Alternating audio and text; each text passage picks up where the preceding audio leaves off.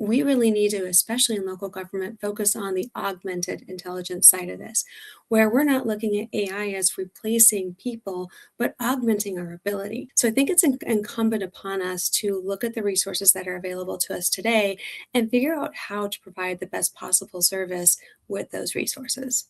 Here's the deal. AI is already reshaping how local governments operate. But here's the real leadership question. How do you implement AI in a way that improves performance and supports your employees? Thank you for being here, everybody. I'm Angelica Wedell with ICMA, and this is Innovate. And today I'm joined by DawnMarie Buckland, who is the Executive Director of the Maricopa County Assessor's Office. Hi, DawnMarie. Hello, everybody. Thank you for having me today. And before we begin the interview, I would like to share a little bit about DawnMarie's background with all of you. So DawnMarie Buckland serves as the Executive Director of the Maricopa County Assessor's Office with more than 32 years in government. She has built a distinguished career of leading diverse public service initiatives and fostering consensus among stakeholders to implement forward-thinking policies. DawnMarie holds a Bachelor of Science in Business from the University of Phoenix, a Master of Public Administration from Northern Arizona University, and a postgraduate certificate from the Harvard Business Analytics program. She's also a credentialed manager through ICMA, and since joining the Maricopa County Assessor's Office in 2020, DawnMarie has overseen the fair and equitable assessment of over 1.8 million parcels and accounts within the fourth largest county in the U.S., managing a $36.7 million budget and leading a workforce of 297. It's so impressive. The office was recently awarded the Arizona Central 2025 Best Place to Work in Arizona Award. Congratulations to everyone there. And her extensive experience includes key leadership roles in municipalities such as Paradise Valley, Gilbert, Chandler, and Peoria, where she directed operations in budget and finance, public works, planning and development, emergency management, and IT strategy. She's also a U.S. Air Force veteran, and DawnMarie's military service has honed her skills in readiness management and crisis coordination as well. She's recognized for her excellence in leadership. She has received accolades such as the 2025 Phoenix Business Journal's Most Admired Leader and certifications in Lean Six Sigma and Public Policy Management. And she continues to champion innovative solutions in public administration. So thank you for being here again. Oh, thank you, Angelica. Is there anything else that you'd like to mention about yourself? Personally, we have 5 kids. My husband and I have 5 kids together, 2 grandkids, and absolutely love spending time with them, of course, and traveling around the world whenever we get a chance. I love that. Perfect. All right, y'all. So now let's go ahead and talk about practical AI and automation that actually work, even in a complex public sector organization. And I'd like to invite all of you who are watching this right now, you are encouraged to use the comment section there. Is your organization already using AI tools? And if yes, what for? And if not, what's holding you back? What are you seeing, DawnMarie? Are you seeing organizations using AI tools already or not? You know, Angelica, I think we're in a really interesting time right now where we're starting to see, as you do with any technology, we're seeing the early adopters that are really starting to take off. We're seeing a lot of folks who, quite honestly, are terrified of it and want nothing to do with it. And of course, we have a lot of folks in between. It is interesting when you look from organization to organization to see where each organization is on that spectrum. And I think we're going to talk a lot today about how to move within that spectrum and really utilize this as a great tool. Absolutely. And we're definitely seeing a mixed bag. Some people are using it in the workplace and government, and some people aren't. But it's definitely one of those things that's changing the landscape for all industries, and local government is no different. So let's go ahead and dive right into the interview then, shall we? First of all, we all know AI is moving quickly. The AI that we're using nowadays in 2026 has even evolved from where it was even a couple of years ago.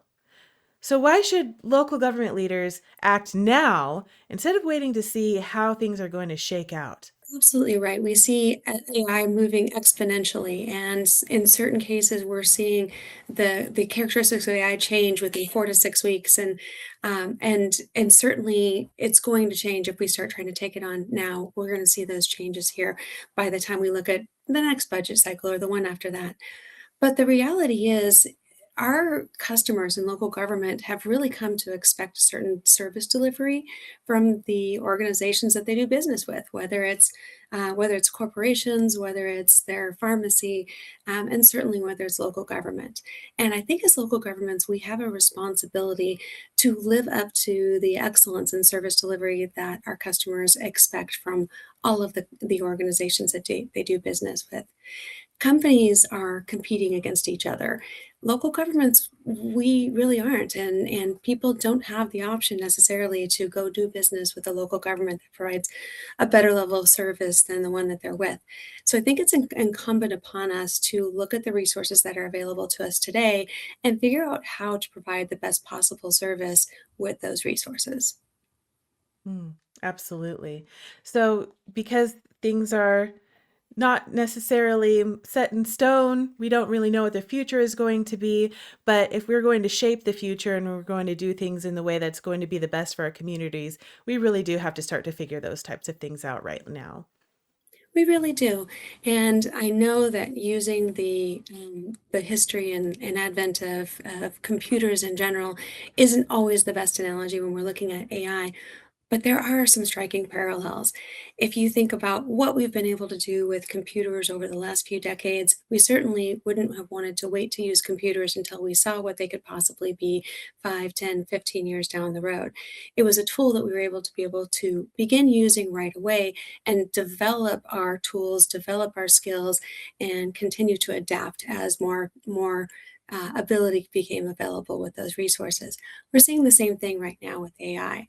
There are also a lot of tools right now that are actually pretty approachable, and that's a great place to start with AI, where you with your organization, you can begin to utilize the tools that are more approachable, that can provide more results more quickly, and start to get that comfort and familiarity with using the tools. Absolutely. Well, I think that kind of lends us into what's holding us back from using AI. From AI? What are the barriers? So, what fears or resistance or barriers are you seeing in local government? And when it comes to implementing AI, how can we do that in a way that supports our employees rather than triggering concerns about job loss? Right, and I think you've nailed it right there. When we talk about what is it that we're fearing about AI, I think there's really two completely different tracks that you have to evaluate there. One is, what is this going to do? Is this going to replace people, right? And I think there's a lot of fear out there right now that AI is going to come in, it's going to replace jobs, and certainly we're all looking at what can this tool possibly do in the future and evaluating that. I think in many cases where we hear of AI as being automated intelligence, we really need to, especially in local government, focus on the augmented intelligence side of this, where we're not looking at AI as replacing people, but augmenting our ability. Even as we look at this tool and wonder, is this possibly going to replace jobs? We all know every one of us has more to do than we can possibly get done. And AI right now, instead of replacing people, excuse me, AI is really positioning us to be able to tackle that additional work, those additional priorities that we never seem to have the ability to get done. So by using AI as a tool to augment the work that we're doing, we're able to now accomplish even more with the people that we have. Mm. That's a really good point. We have a good comment here. Thank you, Cartier, for your thoughts here. Thank you for posting this live feed dealing with this new age of technology and acceptable use for our government. I think the only barriers we have to deal with that we have dealt with are the fear of confidentiality and malware. Oh, that's a good point. Is it security, perhaps? It is. I think that nails it when I said that there are two different tracks. One is looking at the human side of that and the fears of AI replacing the jobs that people are doing. I think it certainly can enhance the work that we're doing. The other is looking at, as you mentioned, the confidentiality, the malware, and I think that I don't want to look at as that as something to fear, but it's absolutely something we need to respect. So as we look at how do we roll out AI, and depending on where you are in your organization, one of the first things we need to look at is with the confidentiality piece. We don't want to be utilizing AI in a manner where we're putting personal identifying information out into that Ethernet and letting it be consumed. So learning how to use AI and putting the right governance in place is absolutely critical to making sure that we're not violating that confidentiality or exposing our organization to malware. I think as we get started, so using AI as a journey, but for folks that are respectful of the fact that there are risks involved in utilizing AI and potentially putting PII out there, um, we start off with things that really aren't going to expose that at all. There are a lot of tools that we can use, such as simply consuming a policy framework, some statutes, and the policy decisions that have been made, and asking AI to create for us a draft policy for us to review. In that case, we're only using publicly available information and making and allowing those tools to craft a draft for us to review. The other fear, in addition to the confidentiality, is the accuracy of that. And I think just like anything else, if you Google something and you get a response, and you read something off of Wikipedia, it's a great baseline to go with. But from there, you want to evaluate those responses. You want to make sure that you can cite the appropriate sources. AI is the same way. If you, in that same example, if we were to draft a policy, that is a place for us to start. That's not the end product that we just simply sign off on and move on. We've now gotten something to work with that doesn't take as much time to draft. It's in at least roughly the right format for our organization. And now I can read through it, make some edits, make some corrections, even iterate with the AI to say, actually, this isn't correct. Here's where I'd like this to go. Could we please focus this on this area instead? And working with the tool get to a good outcome. I think it's really important that you mention working with the tool and not just relying on the tool to take care of everything for you and then walking away. So, what you're talking about here is not removing the human part of this, that the human part is setting up the strategy. The human is making sure to review everything very thoroughly. There's fact checking going on. There's maybe bouncing ideas back and forth and making sure that this is something that you are carefully going through before you're finalizing drafts or publishing anything, especially in communications when it comes to confidentiality and such. If you have that human review in place, that's going to be hugely important in making sure that misinformation is not getting put out there, to make sure that personal information is kept safe, to make sure that there's no hallucinations and things that popped in there, and then you have just a solid first draft that you can start with. So I really like that you brought up that angle. Thank you. I think also as we use it, I think we've all found emails, maybe received emails where we thought, oh, this is clearly AI. It just doesn't have that human touch. And I'm not trying to say that over time that won't get better. I also think that if you use whether you're using ChatGPT or Perplexity or Claude or any of these tools, as you start using it with a subscription, it starts to know what your style is and it can help you with that. But at the end of the day, it's still your email, it's still your message, and you need to own that.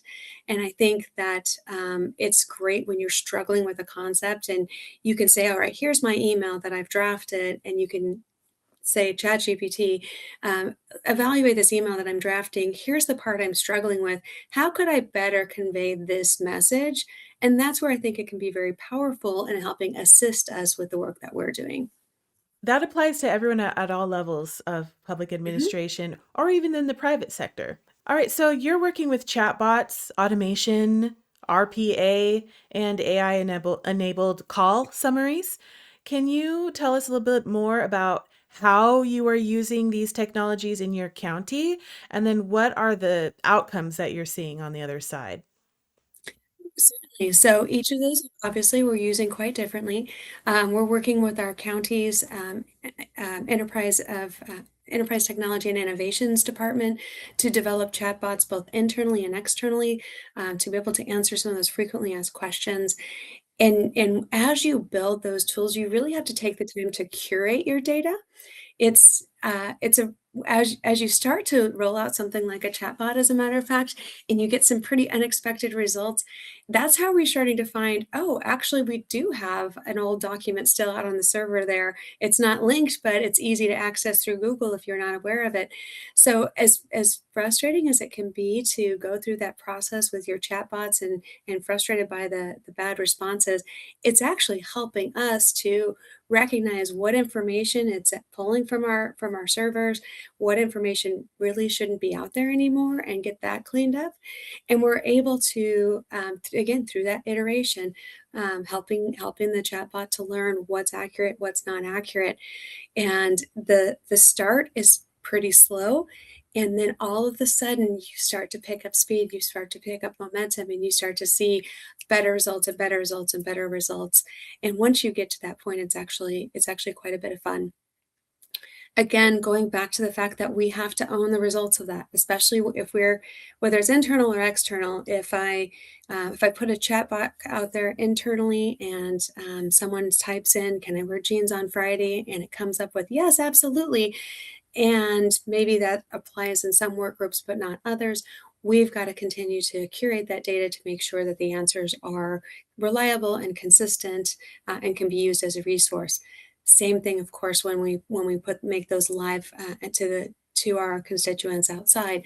We want to make sure that if a constituent is logging into our chatbot, asking questions, that they can rely on those answers and that they can make informed decisions as a result of that. That takes time initially, and that takes some investment. So we've been working a lot in the sandbox, making sure that we continue to ask tough questions. As we get questions, that's one thing in public service. You can do this for 32 years, and every week you're still going to get a question you've never heard of or never thought of before. And so as we continue to feed those into our sandbox on those chatbots, we're helping that bot to learn and to grow. What we're finding, though, that is so helpful in those cases, Maricopa County, we're nearly 5 million people, and so a lot of the questions that we get on a very repetitive basis might be the first time someone's ever asked that question before, but we might be getting thousands of those questions. And by having a resource that can help those frequently asked questions, obviously we have still frequently asked questions on the web page, but some of those questions have specific answers. So I can have frequently asked questions on how do I file this form, but if the frequently asked question is, what is my parcel number? Well, that's a different answer for every person. Having a chatbot allows a frequently asked question that has a different answer for everybody to be answered by that bot. And that frees up our team's time to really help spend more time with the more complex questions, things that need to be more personalized. And that's been incredibly helpful for us. One thing that's really interesting to me about the chatbot is you mentioned how you essentially had to teach it. You had to put Mhm. effort into it to get the kind of results out of it that you expected and that you were looking for. So you were kind of training your AI tools to be a better agent working for you. Do you feel that now that you've been training and working with it over time, do you feel that it's doing a better job of reducing staff burden, saving time, and those types of things? I do. So that's what I was mentioning before, that it starts off pretty slowly. And at first, you're wondering, wow, is this going to work? It consumes a lot of resources. The answers are slow to return. That's not the type of service that we want to put out there. But that's part of the process of actually teaching it and helping it to develop and grow. And then it starts to gain that momentum that I was speaking of. When once we get to a point where it's reliable, it's fast, it responds quickly, and particularly for those repetitive questions, it's giving the most accurate and giving accurate answers. It really is saving a lot of the staff time in those repeated questions. And again, that frees up staff to personalize that experience for the callers that are calling in for something maybe a little more complex. And we also have a good point here in the comments. I do understand your approach with AI's enhancement of current public office efficiency.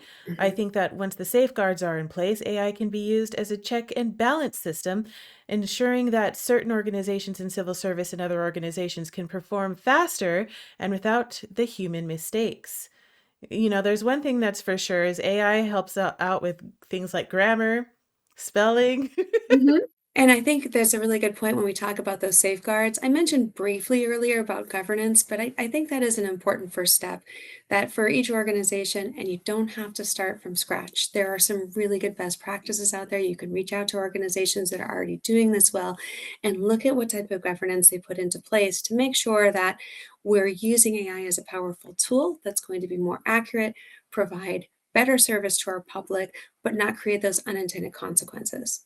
All right, so speaking of avoiding the pitfalls and getting the maximum amount of benefit from our AI tools, let's talk about advice. What advice do you have to give to local government practitioners, maybe who want to move forward with AI and haven't really been using it, or maybe they've even started, but they want to get better at working with AI? What advice do you have for them?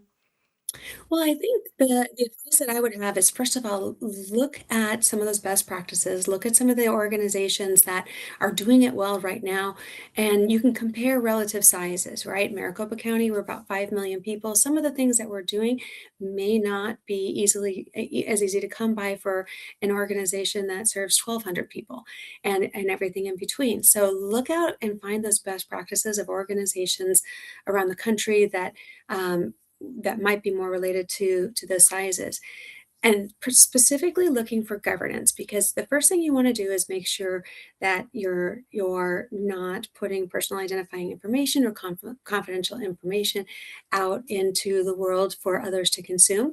I think that's one of the most important checks and balances first. Once you have that understood, play. Play with it, right? Get out there and just play around with it. You've already written an email, but throw it into ChatGPT and see what ChatGPT comes up with. And if you don't like the result, tell it, actually, I don't like that. I'd really like to see this instead. As you start to iterate with ChatGPT, I'm going to use that as an example. But as you start to iterate with that, you start to realize that you can give it a role. You can say, okay, you are evaluating some requests for proposal in an effort to accomplish X, Y, and Z. These are the things that are very important, and yet you also have to be consistent with this particular statute. And so you can create this scenario for any of those systems where you can create the context and environment where it's going to actually return different results. And I would say play around with it in ways where you're not in a rush, in a hurry, and beholden to get an answer in 5 minutes that you have to take to your council. That's probably my first advice is make sure that you've got the right safeguards in place. And my second advice is just to play for a little while. Get comfortable with it if you're just getting started and find ways within that governance structure to be able to do so. The next thing is to just start to understand what when we talk about whether it's innovation, whether we're talking about um, AI in terms of augmented intelligence, there are different ways that that manifests itself. So a lot of times when we're talking about innovation and automation, we're picturing these big, massive changes that completely change the way we do business in an organization. Oftentimes, both with automation and with innovation in general, some of the best things we can do are small incremental changes. And that changes the way we do business every day. If you have a, we have, In the height of the market, we were processing 2,000 deeds a day, right? Most people might only file a deed by themselves, once in their lifetime or so. But if you're processing 2,000 deeds a day, if there's a tiny little change that you can make, whether through automation, whether through AI, whether through innovation, and it saves 5 seconds, but that you apply that 5 seconds to 2,000 items, that can have a real meaningful impact. So don't think that you have to wait until you have time to take on this massive project and completely change the way you do business. These little incremental changes really can have an effect and over time just help to develop that comfort in working with the new tools. To kind of sum some of that up, give yourself the time and the space to experiment with the AI tools, get used to them, get comfortable with them, and understand how they really work on your end. And then second, it sounds like really lean into the small incremental changes that you can do to improve your processes overall, and that's going to help save you some time. It's the nickeling and diming. It certainly does. And then also going back to what we had mentioned before, always remember that it still has to be your work product at the end. And so we're never depending upon AI to actually create that final product. It's always something that we're going back to, we're evaluating, and at the end of the day, when I'm signing off on something, it is exactly what I want it to be. It is exactly what I need it to do. And whatever tools that I use in the meantime, and as well as the collaboration and everything else that goes into any of our work product, that's got to be at the end of the day something that I'm willing to own. Right. Yeah, take ownership of your work. It's not doing the work for you, you're doing the work. It's assisting you, it's not replacing you. We have a couple minutes left. I would like to tell you a little bit about the Local Government Reimagined Conference. If you are navigating AI decisions, workforce concerns, or operational pressures in your organization, this conversation will hopefully give you some clarity and you can get more of this in Orlando. DawnMarie is also speaking at the Local Government Reimagined Conference. And the topic is smarter, not scarier, using AI and automation to support and simplify local government work. And that's going to be April 8th through 10. So mark your calendars for the AI Edge in Orlando. Any thoughts or any comments you want to make about your session coming up? Well, I'm very excited for our session. We're going to have Rich McCaddy, who is the Maricopa County CIO, as well as Zach Ship, who's the IT manager for the Assessor's office. We're going to be sharing some of those things that Angelica kind of threw out a teaser, including robotics process automation, which is not actually a bunch of arms moving things around, but the ability to take any tasks with repetitive steps and rule-based systems and actually automate those again to free up our staff time to be able to personalize our experience with our customers. So we're very, very excited to be able to share some of those examples and also to learn from some of the examples we're going to hear in other sessions. I'm really excited to learn about those examples as well and to see the case studies about using AI in the best possible ways in action.